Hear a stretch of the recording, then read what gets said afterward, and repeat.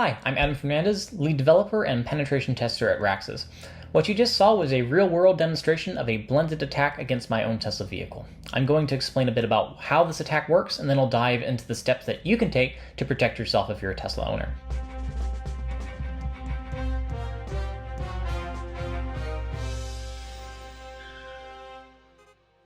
This attack relies on phishing to capture an owner's account credentials.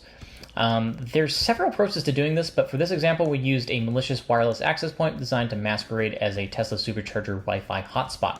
When a user connects to the access point, they're prompted to enter their Tesla account credentials, which then get harvested, logged, and exchanged for an access token using some custom software that I wrote.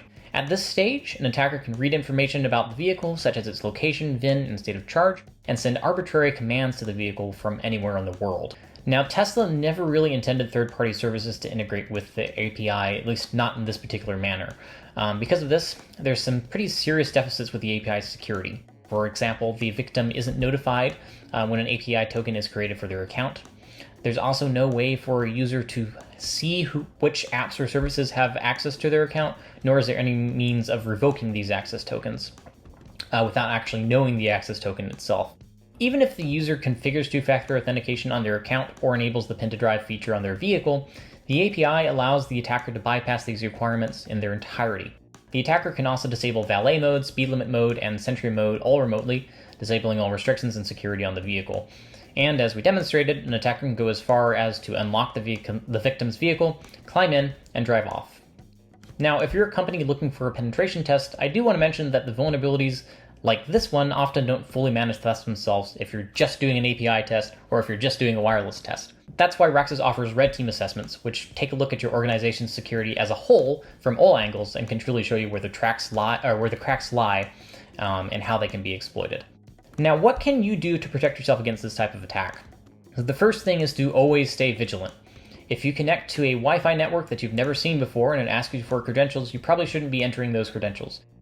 Even if you think you know the Wi-Fi network, think twice before you enter in those credentials, just in case someone's set up a rogue access point or an evil twin access point. Always make sure that if it's malicious, just disconnect from it immediately. You don't want to stay on that Wi-Fi network very long.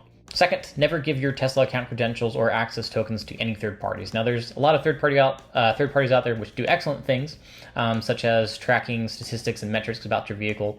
And it's really a risk that you need to weigh to see if you want to give your access tokens or credentials to these third parties. Because once you've done that, you're completely relying on that third party to keep your information secure. If they get compromised, access to your vehicle is compromised as well. Third, always use unique and extremely secure passwords for every account that you create online. These should be at least 12 characters in length, have mixed lowercase, uppercase letters, numbers, symbols.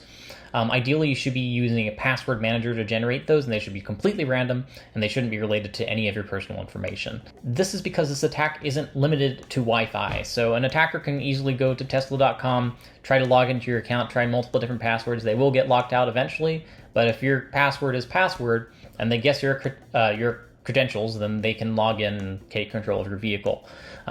So always make sure that you're using that secure password, and do set up two-factor authentication just so that the attacker can't actually log in using Tesla.com. The last thing that you need to do is if your account has been compromised, make sure you let Tesla know, and make sure you reset your password immediately. That's it. Follow those steps. Always just make sure you keep an eye out for everything you're connecting to. Make sure you're doing things securely. Make sure you are always aware of the potential risks of connecting to things like unsecured Wi-Fi networks. Thanks for watching. If you found this video interesting, be sure to like, share, and subscribe to be notified about future videos. Stay safe out there.